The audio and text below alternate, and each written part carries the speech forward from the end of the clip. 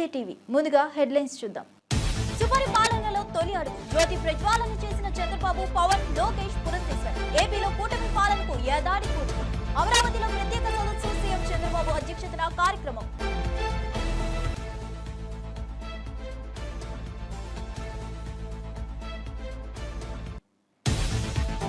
BC బిల్లుకు రాజకీయ రంగు పొలవద్దన్న మంత్రి పొన్నం ప్రభాకర్. 10 ఏళ్ల పాలనలో బీసీలను పట్టించుకొని కవితకు ఇప్పుడు ప్రేమ ఎందుకని ప్రశ్న. కాంగ్రెస్ ప్రభుత్వం బీసీ బిల్లును అసెంబ్లీలో ఆమోదింపజేసి గవర్నర్ కు పంపిందని వెల్లడి. కవితతో వేదిక పంచుకోవద్దని కృష్ణయ్యకు సూచన. పల్నాడు ఘటనపై జగన్ ట్వీట్ ను ఖండించిన హోంమంత్రి అనిత. జగన్ వ్యాఖ్యలు హింసను ప్రోత్సహించేలా ఉన్నాయని ఆరోపణ. సొంత కార్యకర్త మృతి చెందిన జగన్ పట్టించుకోలేదని విమర్శ. జగన్ కు జెడ్ ప్లస్ భద్రత కొనసాగుతుందని స్పష్టం చేసిన మంత్రి.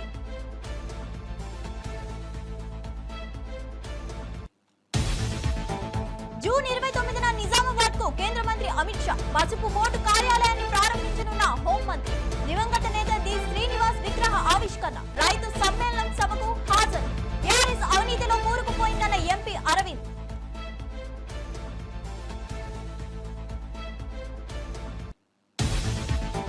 సాయంత్రంలోగా చంపేస్తామంటూ ఎంపీ రఘునందన్ రావుకు బెదిరింపు కాల్. మావోయిస్టులమంటూ అగంతకుడి బెదిరింపు. మధ్యప్రదేశ్ నుంచి కాల్ చేస్తున్నట్లు తెలిపిన వ్యక్తి గుమ్మాయిగూడలో కార్యక్రమంలో ఉండగా ఫోన్.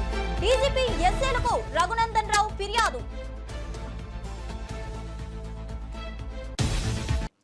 రాష్ట్రంలో సుపరిపాలన అందించడమే లక్ష్యంగా ఏపీ ప్రభుత్వం ముందుకు సాగుతుంది.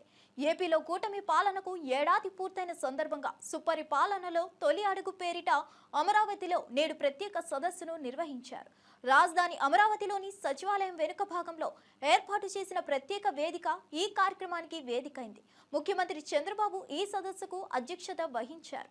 ఈ సదస్సు ద్వారా గత ఏడాది కాలంలో ప్రభుత్వం చేపట్టిన సంక్షేమ అభివృద్ధి కార్యక్రమాలను సమీక్షించడంతో పాటు భవిష్యత్తు కార్యాచరణ 2 ఏడాది లక్ష్యాలపై విస్తృతంగా చర్చించారు. ముఖ్యమంత్రి చంద్రబాబు, ఉప ముఖ్యమంత్రి పవన్ కళ్యాణ్, రాష్ట్ర మంత్రి నారా లోకేష్, ఎంపీ దగ్గుబాటి పురంధేశ్వరి జ్యోతి ప్రజ్వాలన చేసి ఈ కార్యక్రమాన్ని లాంఛనంగా ప్రారంభించారు. ప్రభుత్వ పాలనలో అధికార యాంత్రాంగం, ప్రజాప్రతినిధుల భాగస్వామ్యాన్ని మరింత బలోపేతం చేసే దిశగా ఈ కార్యక్రమాన్ని వినూత్నంగా రూపొందించారు.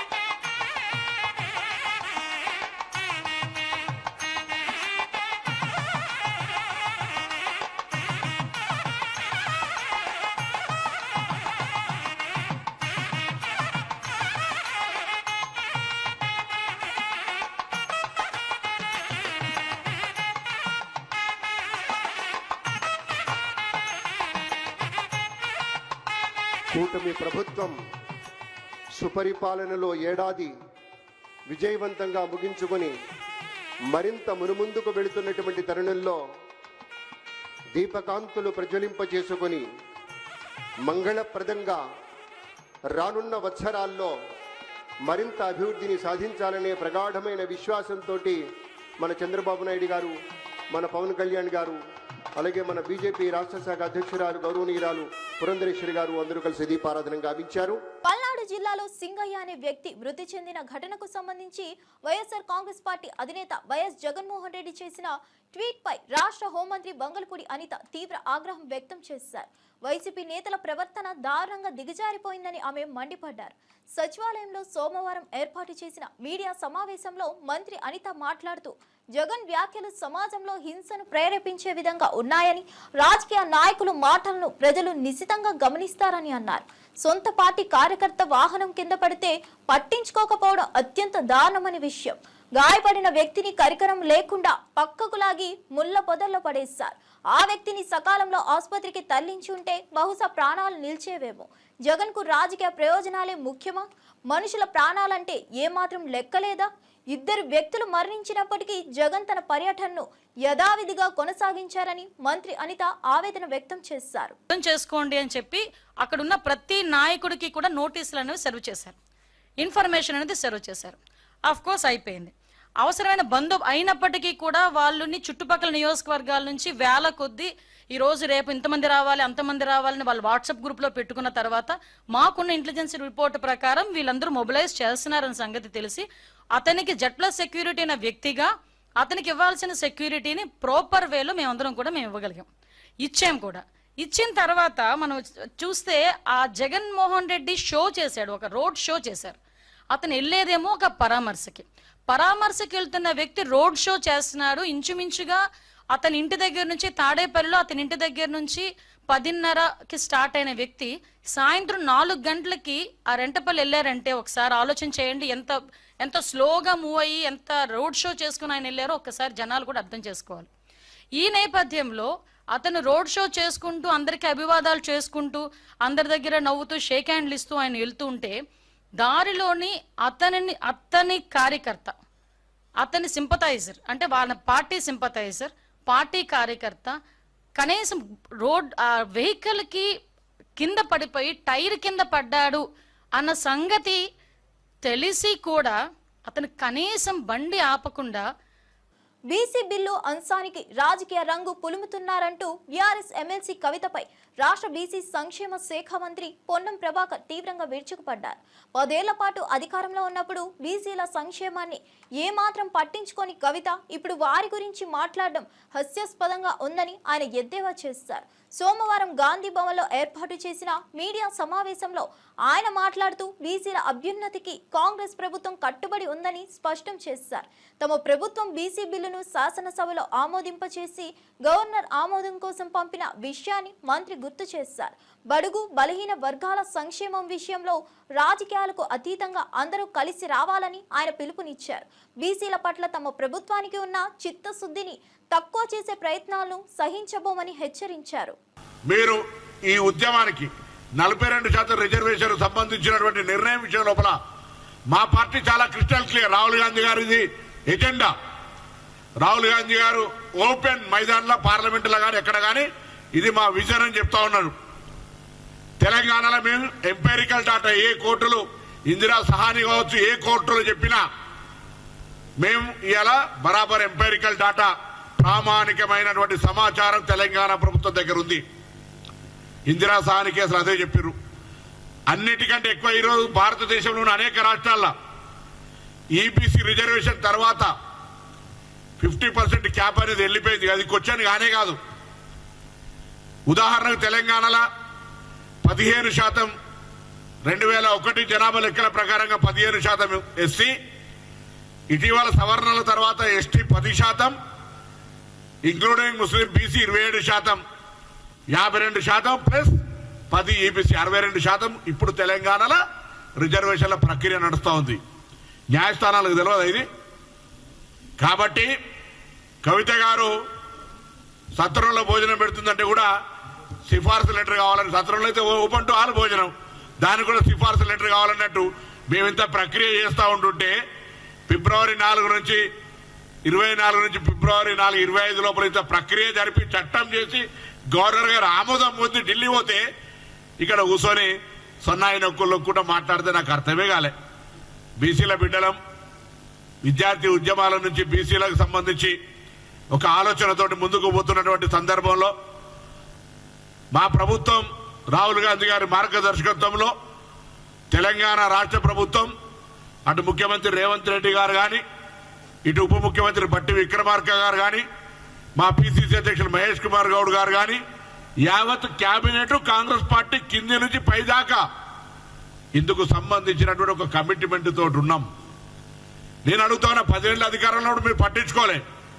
ఇప్పుడు బీసీలకు సంబంధించిన నాయకుని పక్కన కూర్చుని పెట్టుకొని ఏదో మాట్లాడితే మాకు కొంత శాంటిటీ వస్తుంది, లేకపోతే ఏదో ప్రజల్లో పేరు వస్తుంది అనుకుంటే మీ అపోహ. దీంతో ఇంకొకటి కూడా క్రిస్టల్ క్లియర్ అవుతుంది. ఒకవేళ క్రిస్టల్ క్లారిఫై ఇస్తే పర్వాలే, లేకపోతే బీజేపీ టీఆర్ఎస్ మేము చాలా కాలంగా చెప్తున్నటువంటి దోస్తాని మళ్ళొక్కసారి కాంగ్రెస్ పార్టీని ఎక్కడో కాడ ఇరికేయాలనేటువంటి ప్రయత్నం కొరకు కుట్ర చేసే ప్రయత్నం చేస్తున్నారు. దీన్ని బలైన వర్గాలకు సంబంధించిన అంశాన్ని తాకట్టు పెట్టి నేను మళ్ళీ కోరుతాను, దయచేసి బలహీన వర్గాలకు సంబంధించి కాంగ్రెస్ పార్టీ మా ప్రభుత్వం ఏర్పడ్డ తర్వాత ప్రతి కార్యక్రమం ఓపెన్ లా ట్రాన్స్పరెంట్ గా కార్యక్రమం చేస్తా ఉంది. కవిత గారు నిజంగా మీకు అంత చిత్తశుద్ధి ఉంటే ఈ సమాచార సేకరణ జరిగే సందర్భంగా మీ తండ్రి గారు కావచ్చు, మీ పక్కన ఉన్నటువంటి తండ్రి గారు. రాబోయే ఎన్నికల్లో BRS party working president KTR కు ఓటమి తప్పదని, ఆ పార్టీ నుంచి మాజీ మంత్రి హరీష్ రావు మినహా మరెవరూ గెలిచే అవకాశం లేదని నిజామాబాద్ ఎంపీ ధర్మపురి అరవింద్ జోస్యం చెప్పారు. బీఆర్ఎస్ పార్టీ అవినీతిలో పూర్తిగా కూరుకుపోయిందని ఆరోపించిన ఆయన ఆ పార్టీ నాయకులను తక్షణమే అరెస్ట్ చేసి జైలుకు పంపించాలని ప్రభుత్వాన్ని డిమాండ్ చేశారు. ఈ రోజు ఆయన మీడియాతో మాట్లాడుతూ ముఖ్యమంత్రి రేవంత్ రెడ్డి ఉదయం బెదిరించి సాయంత్రం వారితోనే ములాఖాత్ అయితే కాంగ్రెస్ పార్టీకి భవిష్యత్తు ఉండదని హెచ్చరించారు. అవినీతి ఆరోపణలు ఎదుర్కొంటున్న వారిపై కఠిన చర్యలు తీసుకోవాలని, లేకపోతే ప్రజల్లోకి తప్పుడు సంకేతాలు వెళ్తాయని ఆయన హితవు పలికారు. ఇక మిగిలింది ఏ రకంగా సీనన్న గారిది ఆయన ఫేస్ కానీ అన్నీ ఏ రకంగా ఉన్నాయో ఇక అమిత్ షా గారు ఇనాగ్రేట్ చేసినాకనే మీ అందరు చూస్తారు. He has done a great job. సీనన్న గారి అభిమానులు, ఆయన శిష్యులు అందరూ కూడా హర్షిస్తారు అది చూసి. లోకల్ బాడీ మీటింగా, our party meeting routine process. ఎప్పుడు వస్తాయి లోకల్ బాడీ? మేము ఎప్పుడు రెడీ ఉంటాం. ఇందూరు బీజేపీ అయితే ఎప్పుడు రెడీ ఉంటుంది ఎలక్షన్. జూలైలో పెట్టమనండి. ఇంకో విషయము, ఈ కార్యాలయము ఏదైతే అమిత్ షా గారు ఓపెన్ చేస్తున్నారో ఇది కేవలం టెంపరీ. జిల్లా పరిషత్ ఆఫీస్ వెనకాల ఉన్న 2 ఎకరాలు స్థలాన్ని కేటాయించమని ఆల్రెడీ వినతులు పోయినాయి. అది నేను మొన్న కలెక్టర్ గారి దగ్గరికి వెళ్ళినప్పుడు కూడా మాట్లాడడం జరిగింది. ఆయన కూడా ప్రాసెస్లో పెట్టిండ్రు దాన్ని. రానున్న కాలంలో జిల్లా పరిషత్ ఆఫీస్ కూడా పాతగా అయిపోయింది కాబట్టి కొత్త భవనం ఏదో జిల్లా పరిషత్ కడతారో ఇంకో చోట కట్టి అక్కడ ఉన్న జాగాను కూడా పసుపు బోర్డుని ఎక్స్టెండ్ చేయాల్సిందిగా దట్ ఈజ్ మా ఉద్దేశం. గవర్నమెంట్ కోఆపరేట్ చేస్తే సంతోషం. యాజ్ ఆఫ్ నౌ అయితే 2 ఎకర్స్కి ఆల్రెడీ రిక్వెస్ట్ పెట్టడం జరిగింది, ప్రాసెస్లో ఉంది. మంత్రి లేకపోవడం జిల్లాకి దురదృష్టం. అది నేనే ఫాలోఅప్ చేస్తాను. వీలైనంత తొందరగా గవర్నమెంట్ ఇస్తే స్టేట్ గవర్నమెంట్ సంతోషిస్తాను. స్టేట్ గవర్నమెంట్కి కూడా ఐడియా ఉండాలి. ఈ పసుపు బోర్డు యొక్క 40 సంవత్సరాల చరిత్ర, ఉద్యమ చరిత్ర అందరికీ అవగాహన ఉండాలి, అన్ని పార్టీలకు ఉండాలి. కాబట్టి త్వరలో అది శాంక్షన్ చేస్తే పర్మనెంట్ బిల్డింగ్ కూడా మేము కట్టుకోవడం మొదలవుతుంది. సిటీ నడిన ఒడ్డున ఉన్నది కాబట్టి చైర్మన్ గారు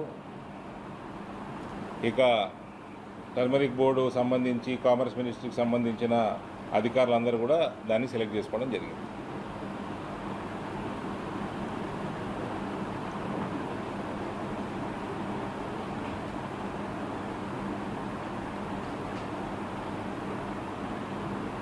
మెదక్ పార్లమెంట్ సభ్యుడు బీజేపీ నేత రఘునందన్ రావుకు సోమవారం బెదిరింపు కాల్ రావడం సంచలనంగా మారింది. మావోయిస్టుల పేరుతో ఒక గుర్తు తెలియని వ్యక్తి ఫోన్ చేసి ఆయన అదే రోజు సాయంత్రంలోగా హతమారుస్తామని హెచ్చరించాడు. ఈ ఘటనపై రఘునందన్ రావు రాష్ట్ర పోలీస్ డైరెక్టర్ జనరల్, మెదక్ ఎస్పీతో సహా ఇతర ఉన్నతాధికారులకు ఫిర్యాదు చేశారు. రఘునందన్ రావు సోమవారం మేడ్చల్ జిల్లా దుమ్మాయిగూడలోని ఒక పాఠశాలలో జరుగుతున్న కార్యక్రమంలో పాల్గొన్నారు. ఆ సమయంలోనే ఆయనకు బెదిరింపు కాల్ వచ్చింది. మధ్యప్రదేశ్ నుంచి ఫోన్ చేస్తున్నానని, మావోయిస్టునని పరిచయం చేసుకున్న ఆ వ్యక్తి రఘునందన్ రావును సాయంత్రంలోగా చంపేస్తామని బెదిరించాడు. కొద్దిసేపటి క్రితం దమ్మాయిగూడలోని ఒక ప్రైవేట్ స్కూల్లో హాజరయ్యేటువంటి కార్యక్రమానికి వచ్చినప్పుడు నా ఫోన్కి మధ్యప్రదేశ్లోని ఒక నెంబర్ నుంచి కాల్ చేస్తున్నామని చెప్పి పీపుల్స్ ఫర్ మావోయిస్ట్ పార్టీ నాయకుల పేరిట మాట్లాడుతూ ఇప్పుడే మావోయిస్ట్ పార్టీ దళం మధ్యప్రదేశ్ నుంచి బయలుదేరిందని, ఈ రోజు అర్ధరాత్రి 12 గంటల లోపల రఘునందన్ రావు అనేటువంటి మెదక్ ఎంపీని చంపేస్తామని ఆయనని హెచ్చరిస్తా ఉన్నామని చెప్పి ఫోన్ పెట్టేయడం జరిగింది. నేను ఆ సమయంలో వేదిక పైన ఉండడంతో నా పిఏ ఆన్సర్ చేయడం జరిగింది. కొద్దిసేపటి క్రితం ఇప్పుడు మీ అందరితో మాట్లాడుతున్నప్పుడు మళ్ళీ అదే నెంబర్ నుంచి రెండోసారి కాల్ రావడం జరిగింది. ఈ రోజు అర్ధరాత్రి 12 గంటలకే డెడ్ లైన్ అని చెప్తూ జాగ్రత్తగా ఉండమను, మేము వస్తా ఉన్నాం, బయలుదేరినామని చెప్పి మళ్ళీ అదే నెంబర్ నుంచి సెకండ్ టైం రిపీటెడ్ కాల్ రావడం జరిగింది. సో వీటిని బట్టి ఏమర్థమవుతా ఉందంటే ఆపరేషన్ కగారు పేరిట జరుగుతున్నటువంటి ఈ కొట్లాట లోపల మావోయిస్ట్ పార్టీ ఏదో ఒక రకమైనటువంటి సెన్సేషన్ కోసం ఏమైనా చేయాలనుకుంటుందో తెలియదు. ఆ సెన్సేషన్లో ఎవరిని బలి తీసుకుంటారు, ఏం చేస్తారనే దానికోసం మేము ఎవరం కూడా భారతీయ జనతా పార్టీలో పనిచేసేటువంటి నాయకులం, కార్యకర్తలు ఎవరం కూడా ఇట్లాంటి భయపట్టించేటువంటి కాల్స్ కానీ, భయానికి కానీ, ఆందోళన కానీ గురిగాం. ఏ సంఘటన వచ్చినా, ఏ సందర్భం వచ్చినా ఎదుర్కోవడానికి సిద్ధంగా ఉంది. Thank you. 2026 మార్చి 31 నాటికి నక్సలిజం పూర్తిగా అంతమయ్యే విధంగా కేంద్రం కట్టుదిట్టమైన చర్యలు తీసుకుంటుందని కేంద్ర హోంమంత్రి అమిత్ షా ప్రకటించారు. మావోయిస్టులకు ఇక భారతదేశంలో స్థానం లేదని స్పష్టం చేశారు. ప్రతి వర్షాకాలం మావోయిస్టులు విశ్రాంతి తీసుకుంటారని, కానీ ఈసారి మాత్రం వారిని నిద్రించనివ్వమని అన్నారు. దేశం అభివృద్ధి మార్గంలో దూసుకెళ్తుండగా మావోయిస్టులు మాత్రం వెనుకబాటుగా లాఠీ కల్చర్ను నమ్ముకుంటున్నారని విమర్శించారు. కేంద్ర ప్రభుత్వం నక్సల్స్ విస్తారాన్ని నిర్మూలించేందుకు అన్ని రాష్ట్రాలతో సమన్వయం చేసుకుంటుందని తెలిపారు. భద్రతా బలగాల సమర్థవంతమైన ఆపరేషన్లతో మావోయిస్టు ప్రాంతాలు శాంతియుత ప్రాంతాలుగా మారనున్నాయని చెప్పారు.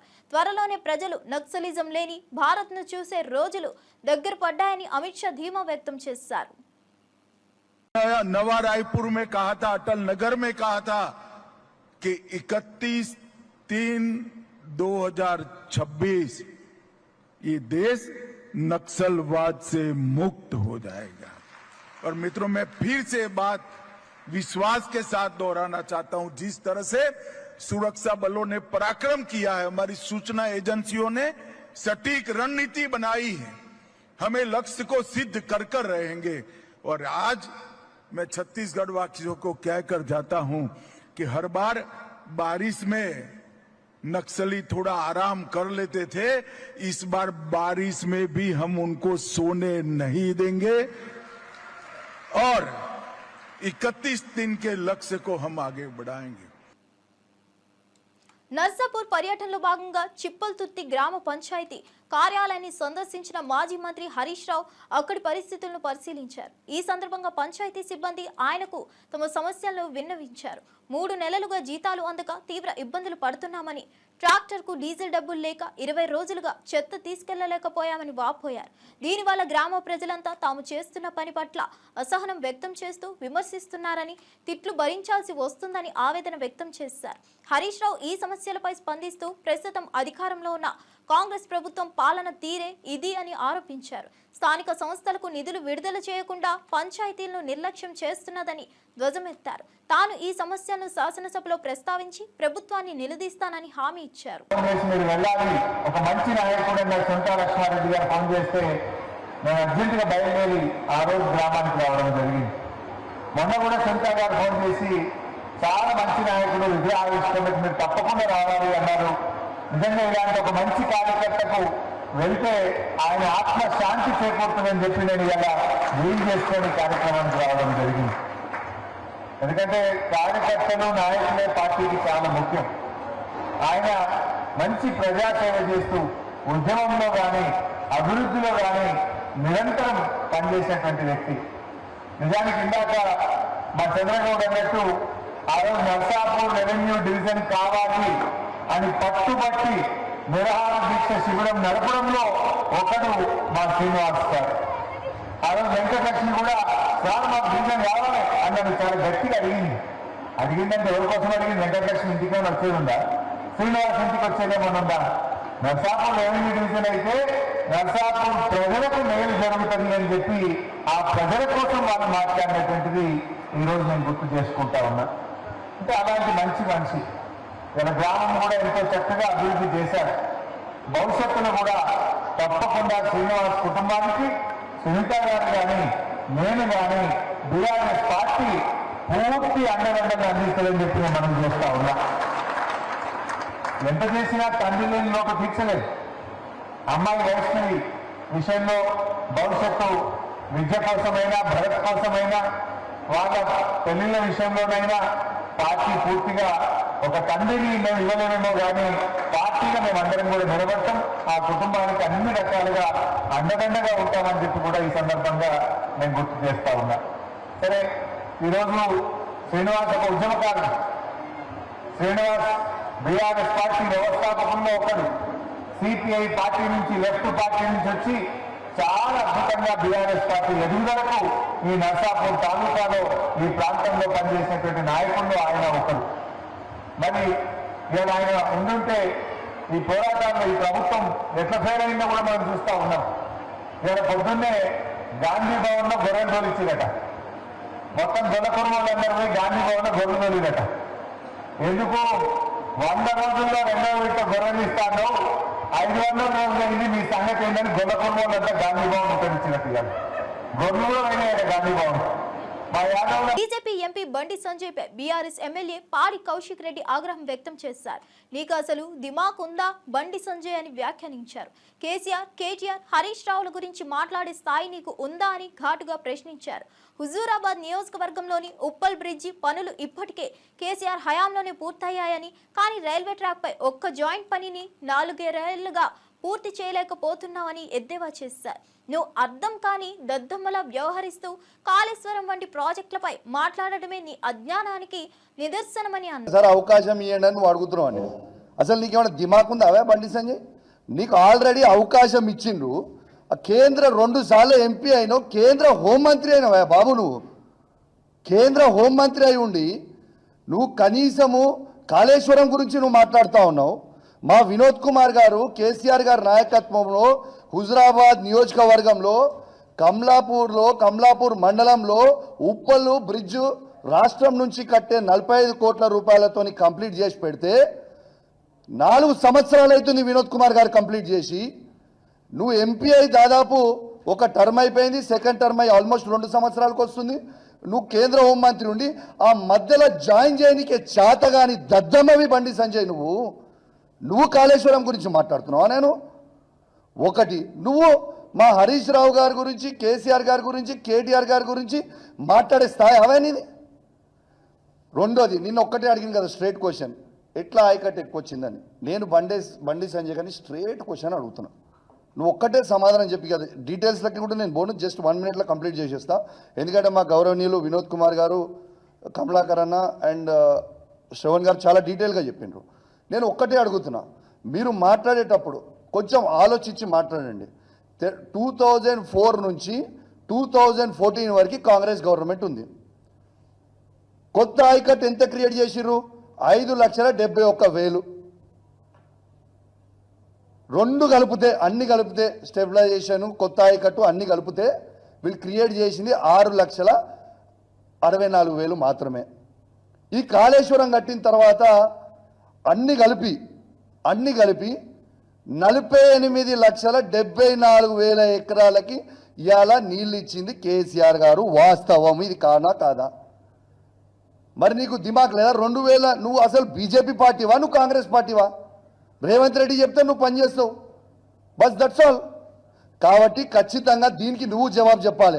2004 నుంచి 2014 వరకు 6 లక్షల, నువ్వు అడిగిన దానికే మేము జవాబు చెప్తున్నాం, 6,64,000 మాత్రమే ఉండే. ఎస్, మేము వచ్చిన తర్వాత 48,73,000 కేసీఆర్ ఇచ్చిండు. దీనికి నీకు దమ్ముంటే మా వినోద్ కుమార్ గారు చెప్పినట్టు చలో దీని మీద చర్చకు దమ్ముంటే మా వినోద్ కుమార్ గారు వస్తారు, వాళ్ళతో పాటు కమలాకరణ గారు వస్తారు. చలో నీకు దమ్ముంటే కరీంనగర్ చౌరస్తా గడ్డ మీద కూర్చొని చర్చకు పెడదాం దా. కేసీఆర్ గారు ఏమి ఇచ్చిండో, నువ్వేమి ఇచ్చినో, మీరేం చేసిరో, కాంగ్రెస్ ఏం చేసిందో చెప్తాం దా. దీనికి నీకు దమ్ముంటే దా, నువ్వు సవాల్కి యాక్సెప్ట్ చేయి అని చెప్పి తెలియజేస్తూ సెలవు తీసుకుంటాను. Thank you very much. జై తెలంగాణ, జై KCR. Polavaram project diaphragm wall కూలిపోవడంపై బీజేపీపై బీఆర్ఎస్ నేత గంగుల కమలాకర్ తీవ్రంగా విరుచుకుపడ్డారు. మీరు జాతీయ హోదా ఇచ్చిన ప్రాజెక్ట్ అది, ఇప్పుడు అది కూలిపోయిందంటే బీజేపీకి ఇజ్జత్ పోయిందని బండి సంజయ్ను ప్రశ్నించారు. కేంద్ర ప్రభుత్వం నాణ్యత పర్యవేక్షణ చేయాల్సింది ఎక్కడుందని నిలదీశారు. 1,000 కోట్లు ఖర్చు పెట్టిన ప్రాజెక్ట్ ఇలా తుల్లినట్లే అవుతుందని బీజేపీ నేతలు మౌనంగా ఉండడం దారుణమన్నారు. పోలవరంపై బీజేపీ నాయకులు రాజకీయం చేయడం కాదు, సమాధానం చెప్పాలన్నారు. ప్రజల జీవనాధారమైన ప్రాజెక్ట్ ధ్వంసమవుతుంటే కక్షపూరిత రాజకీయాలు చేస్తారా అని మండిపడ్డారు. ఇటువంటి వైఫల్యాలపై దేశానికి సమాధానం చెప్పాల్సిన బాధ్యత బీజేపీకే ఉందని గంగుల స్పష్టం చేశారు. ఒకటి, ఈటల రాజేందర్ గారి మీటింగు మొత్తం బీజేపీ అగ్రనాయకత్వం అంటే మీ టీవీలు, పేపర్లు అన్నీ ఫ్రంట్ పేజీల న్యూస్ పెడతాయి, సగం కాలమ్స్ రాసి పడేస్తాయి. పక్కన నా వార్త కూడా రావాలా అని చెప్పని ఆ స్పేస్ మేనేజ్మెంట్ కోసం చిల్లర డ్రామాలు ఆడినరా. మొత్తానికి ఒక ప్రత్యేకమైన ప్రెస్ మీట్ పెట్టినరు. అది ఆ మీటింగ్ను నలిఫై చేసేటట్టుగా ప్రయత్నం. రెండవది, సిబిఐ ఎంక్వైరీ జరగాలని చెప్పని నిన్న చిలక పలుకులు పలికిండు బండి సంజయ్ గారు. ఒకవేళ సిబిఐ ఎంక్వైరీ జరిగినట్టయితే we're ready, party is ready. KCR garu, Harish రావు గారు, లేకపోతే పార్టీ అంతా ఏ ఎంక్వైరీలైనా పెట్టుకొని ప్రజల ముందు కాళేశ్వరం ప్రాజెక్టు ఒక వరదాయిని లెక్క నిలబడ్డది కాబట్టి ఏ ఎంక్వైరీ పెట్టుకున్నా, ఎన్ని హెరాస్మెంట్లు చేసినా రైతుల కోసం మేము కొట్లాడతామని చెప్పని పార్టీ రెడీగా ఉన్నది. మరి ఈ దీంట్లో ఆల్రెడీ నోటీసులు ఎదుర్కొన్నటువంటి ఈటల రాజేందర్ కూడా సిబిఐ ఎంక్వైరీ వస్తాయి కదా. ఈటల రాజేందర్కు సిబిఐ ఎంక్వైరీ ఎదుర్కొన్న తర్వాత సిబిఐ విచారణ ఎదుర్కొంటున్నవాడిని పార్టీ అధ్యక్ష పదవి ఎట్లా చేస్తారు, తప్పిస్తారు కదా అని చెప్పని అదొక రెండో కుట్రకోణం. ఒకటి, మీటింగ్ స్పేస్ రావద్దు, మీడియాల కవరేజ్ రావద్దు, తనది కూడా సమానమైన కవరేజ్ రావాలా. ఒకవేళ తనన్నట్టుగానే సిబిఐ ఎంక్వైరీ జరిగినట్టయితే, ఈటల రాజేందర్ కూడా సిబిఐ కేసులో ఇంప్లికేట్ అయినట్టయితే ఈటల రాజేందర్ బీజేపీ అధ్యక్ష పదవికి అనర్హుడు అవుతాడు. నా కుర్చీకి నేను మళ్ళీ కుర్చీ మీద కూర్చోవడానికి నాకు పోటీ ఉండదు, ఈటల రాజేందర్ని ఇట్లనే తప్పిస్తున్నది రెండో కుట్ర. మూడో కుట్ర ఏంటి అంటే, ఊరంతా ఒక దారి అంటే ఉలిపికట్ట ఒక దారి. తెలంగాణ అంతా అట్టుడికి పోతా ఉంది. ముఖ్యంగా గోదావరి పరివాహక ప్రాంతంలో ఉన్నటువంటి ప్రజలు కావచ్చు, రైతులు కావచ్చు, రాజకీయ నాయకులు కావచ్చు, అందరూ కూడా ఆగమాగం అయిపోతా ఉన్నారు. ఇవాళ ఈ బరకచెర్ల అని చెప్పని ఒక అడ్డమైన ప్రాజెక్టు చంద్రబాబు నాయుడు కడతా ఉన్నాడు. మా గోదావరి నీళ్లు ఎత్తుకపోయేటువంటి ఒక ప్రయత్నం చేస్తూ ఉన్నాడు. మా బతుకులు ఎట్లా అని చెప్పని రైతులు ఆగమాగం అవుతుంటే వాళ్లకు సంబంధించిన సమస్యలు మాట్లాడతలేడు రేవంత్ రెడ్డి. చంద్రబాబు నాయుడుకు మద్దతుగా రేవంత్ రెడ్డి వ్యవహరిస్తూ ఉన్నాడు. రేవంత్ రెడ్డికి మద్దతుగా అన్నట్టుగా నిన్న బనకచెర్ల గురించి ప్రశ్నలు వేసింది మీడియా వాళ్ళు. ఇంకా బనకచెర్ల సంగతి ఏంటంటే నేను అది మాట్లాడా అని చెప్పని పక్కకు పడేసి నేను కాళేశ్వరము సిబిఐ అని చెప్పని మాట్లాడు. ఏమర్థమవుతా ఉంది? నాగార్జున, రష్మిక ప్రధాన పాత్రధారులుగా శేఖర్ కమ్ముల తెరకెక్కించిన చిత్రమే కుబేర. సునీల్ నారంగ్, పుస్కూర్ రామ్మోహన్ రావు నిర్మించారు. ఇటీవల విడుదలైన ఈ చిత్రం మంచి విజయాన్ని అందుకుంది. ఈ నేపథ్యంలో చిత్ర బృందం హైదరాబాద్ లో సక్సెస్ మీట్ ఏర్పాటు చేసింది. ఈ కార్యక్రమానికి చిరంజీవి ముఖ్య అతిథిగా హాజరయ్యారు. How many days you will get like this, you know, in an actor's journey, to anonymously your film being accepted and love being poured by audience all over the world is a rare phenomenon, especially in this era. That's happened to us and we are so lucky, all of us are so lucky, and it's a great blessing. This film is Mahadev's film. I've always believed this is Mahadev's film. And that result is shown today, and I'm very grateful. My first thanks is to the Almighty Mahadev, and then to fans all over the world for accepting this film, my fans for accepting this from me and celebrating this film, and me and the entire cast and crew. It's amazing. I'm so happy. Everything that we went through, now it's blank. Everything is forgotten, and now it's just to see so many smiling faces here in front of me. It's nothing short of a blessing. I'm very, very happy. Slowly, theatrical run is becoming a question mark, you know, to bring audience to theater. You feel, and people are under the impression, there is a myth that is being developed that you need an action spectacle, big film, big choppers flying everywhere, bombs blasting, blood everywhere. That's the kind of, like, you need people to come to the theaters. Only that can pull the audience to the theater is kind of a myth that's being slowly developed now. You have given hope to so many filmmakers and for theatrical run that with heart, just heart, you can bring people to the theaters. Emotion is the biggest grandeur. That is the most grandest, like, what more can be bigger than human emotion? I don't think anything is bigger than human emotion. Like, these films like this should happen to give hope to future filmmakers also. Filmmakers, like the next generation filmmakers, shouldn't think like big films, big sets, CG, superhuman, superhero. No, superhuman. That should they should think, like, you know, human drama will work. It is a very important film, sir. Not because I am in it, not at all. It's not coming from that place at all. So in that way, I think there are a lot of filmmakers and lot of people in general are going to be very thankful to you. You have pulled off this miracle in these times. Similarly, a film in Tamil also worked brilliantly. Tourist Family, a film. Even that film, a simple human drama, pulled audience to theater. So people are ready to watch. So we should start thinking in that angle. And all of you would have seen all the, whoever spoke here, the cast and crew, everybody, such positive people, all of them, each and one of them are so positive in their own sweet way. When all these so many people come together, the result can be only positive, right?